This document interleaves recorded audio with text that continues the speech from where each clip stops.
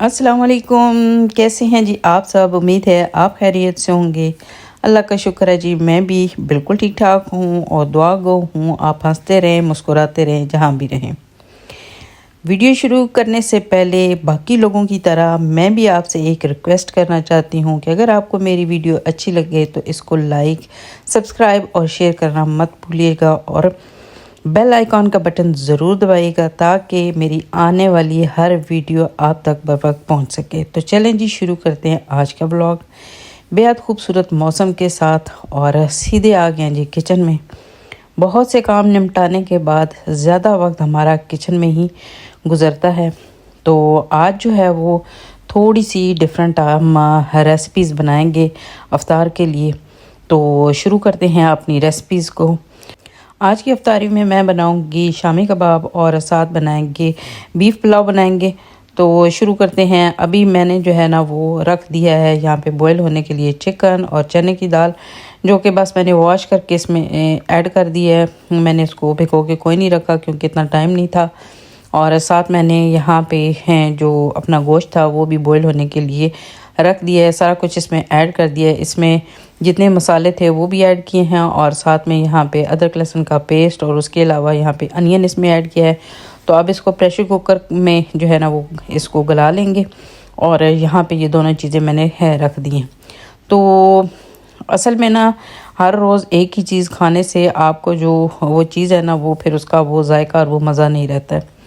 बेशक अफ्तार में पकोड़े और समोसे अगर ना हो तो अफ्तार का मज़ा नहीं होता, लेकिन हर रोज़ वही चीज़ें खा खा के आप जो है ना वो आपका दिल भर जाता है। हम इंसान ऐसे हैं ना कि कोई भी चीज़ जो है ना मुतवातर अगर वो हम खाते रहें ना तो फिर हमें वो अच्छी नहीं लगती। जैसा कि कहते हैं कि आसमान से इंसान के लिए शुरू शुरू में खाना आता था, यानी मनो सलवा आता था, लेकिन चंद अरसा खाने के बाद इंसानों ने कहा जी हमें जो है ना ये हमारे मुंह पड़ गया, तो हमें तो भाई मसूर की दाल खानी है, ककड़ी प्याज ये चीज़ें खानी है। तो इसलिए हमें वो मतलब मिलनी चाहिए। ये चीज़ें जो है ना वो हमें बेशक खाने के टाइम पे जो है ना वो आसमान से आ जाती हैं, हमें कोई तरद्दुद भी नहीं करना पड़ता, लेकिन इसके बावजूद हमें जो मुंह पड़ गई हैं। इसलिए फिर ये है कि आज जो है ना मैंने अपना मेन्यू चेंज किया कि चलें खाने के टाइम पे जो है आज खाना ही बनाते हैं। तो बता दिया मैंने कि मैं क्या बना रही हूँ। तो किचन में बस अब बिज़ी हैं।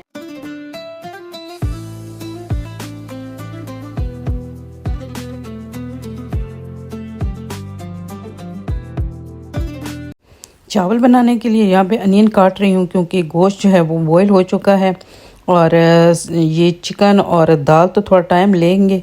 साथ साथ इनको चेक भी कर रही हूँ, लेकिन थोड़ा सा क्योंकि मैंने इनको हल्की आंच पे रखा हुआ है ताकि इसमें से पानी जो है ना वो सारा ड्राई हो जाए। तो उसके बाद इसके जो है ना वो इसको पीस के उसके बाद इसके बनाएंगे हम शामी कबाब। तो बस यहाँ पे जी मैं प्याज काटने के बाद यहाँ पे ऑयल में डाल के इनको कर लूँगी ब्राउन। और उसके बाद ये है कि पुलाव जो है ना वो हम अपना रेडी करेंगे।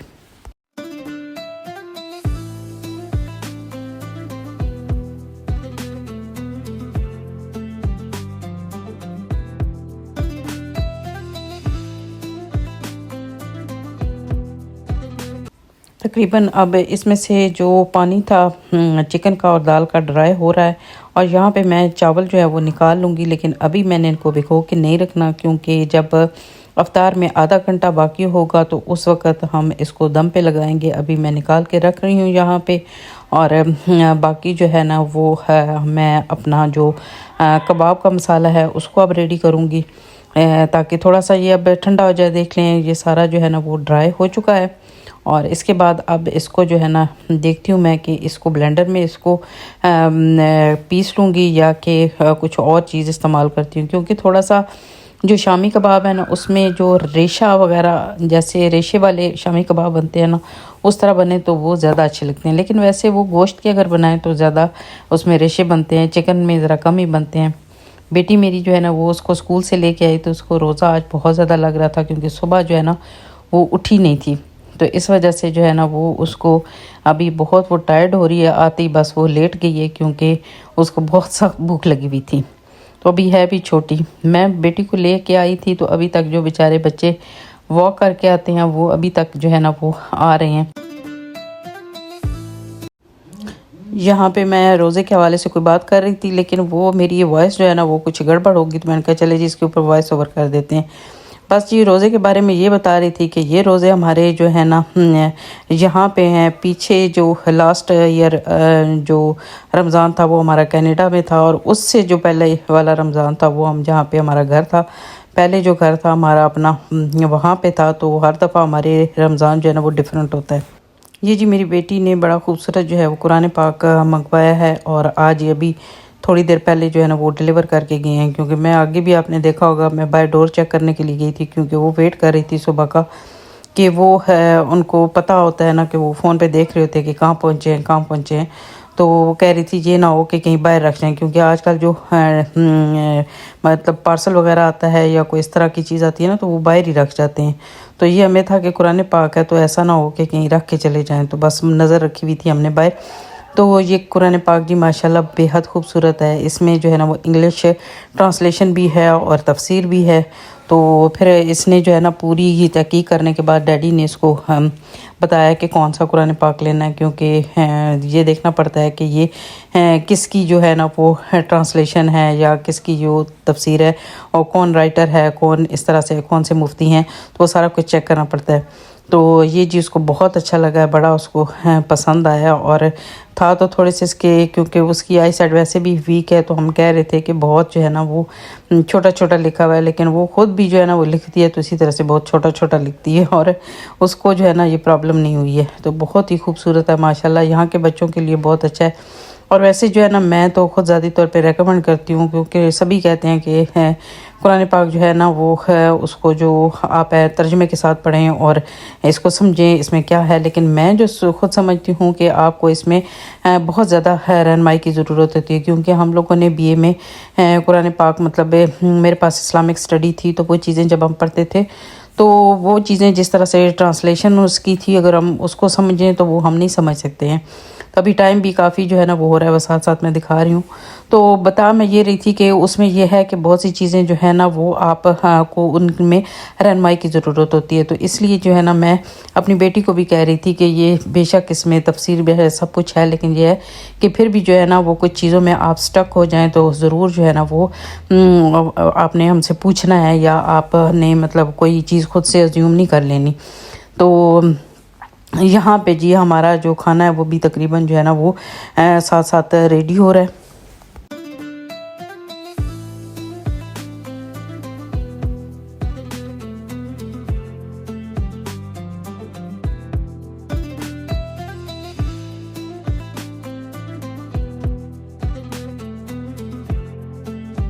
चावलों का मसाला रेडी हो चुका है, और चावलों को मैंने भिगो के रख दिया था। अभी ये है कि शामी कबाब बना लेंगे, तो मैंने यहाँ पे हैंड ब्लेंडर निकाला और उसमें मैं इसको ब्लेंड कर रही थी, लेकिन बिल्कुल जो है ना ये बहुत ही स्मूथ इसका जो है ना वो टेक्सचर बन रहा था। तो मैंने कहा चलो छोड़ो उसको रहने दें।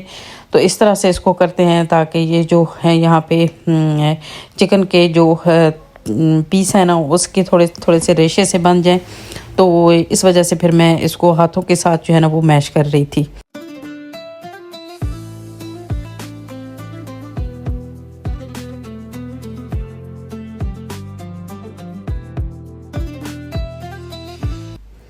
बहुत अच्छे से हमारा जो मसाला है वो रेडी हो चुका है, और अब इसमें मैंने धनिया और सब्ज़ धनिया और साथ में इसमें ग्रीन जो चिलीज़ हैं वो काट के इसमें ऐड कर दिए, और थोड़ी सी क्रश चिली जो है ना वो मैंने ऐड की ताकि थोड़ा सा इसकी लुक जो है ना वो अच्छी हो। तो यहाँ पे जी कुछ कुछ चने की दाल जो है ना वो रह गई है, क्योंकि यहाँ पे अब काम थोड़ा सा जल्दी में हो रहा है, तो इसलिए थोड़ा ये है कि कुछ ना कुछ जो है वो चने की दाल के पीसेस रह गए हैं। तो वो सारा कुछ मैंने ऐड करने के बाद अब इसके मैं बना लूँगी शामी कबाब।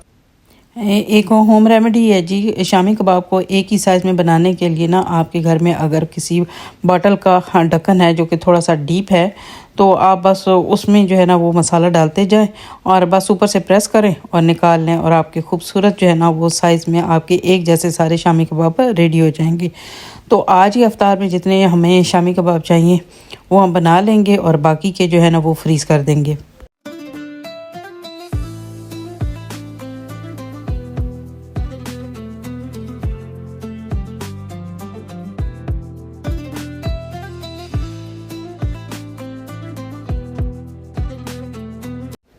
चले जी, अब तलने की बारी आ जाती है और हमारे चावल भी तकरीबन रेडी हो चुके हैं। उधर टाइम भी काफ़ी नज़दीक हो रहा है, तो आधा घंटा हमारे पास है। तो हम अपने जो चावल हैं इनको लगा लेंगे दम, और साथ में जितने भी हमारे शामी कबाब हैं उनको हम फ्राई कर लेंगे।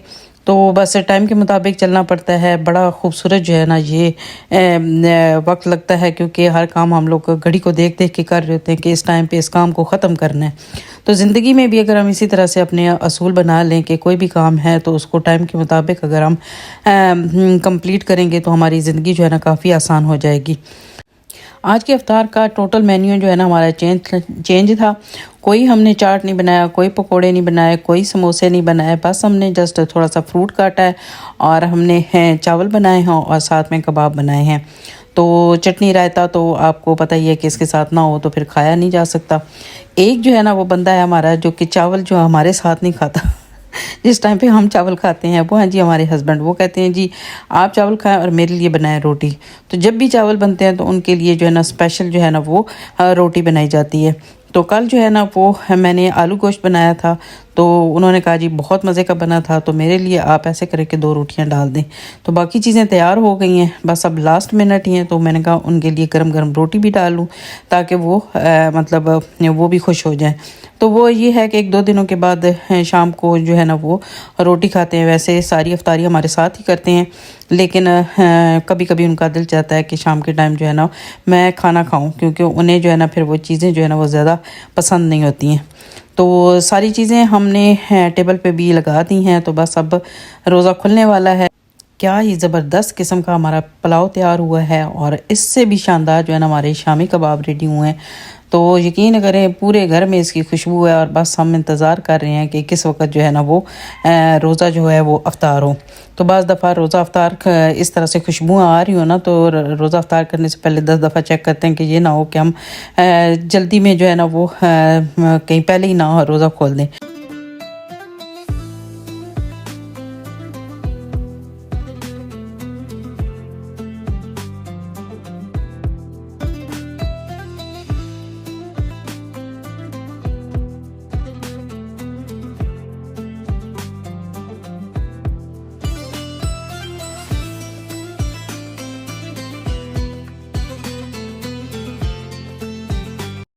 ये थी जी आज की हमारी अफ्तारी। तो ज़रूर अपनी राय का इज़हार कीजिएगा। तो जाते जाते एक और रिक्वेस्ट आपसे करती जाऊँ कि ज़रूर मेरे चैनल को लाइक, सब्सक्राइब और शेयर कीजिएगा। इंशाल्लाह इसी तरह से नई नई रेसिपीज़ के साथ और नए नए ब्लॉग के साथ आपके सामने आते रहेंगे। दुआ में याद रखिएगा। मिलेंगे फिर किसी नए ब्लॉग में। अल्लाह हाफिज़।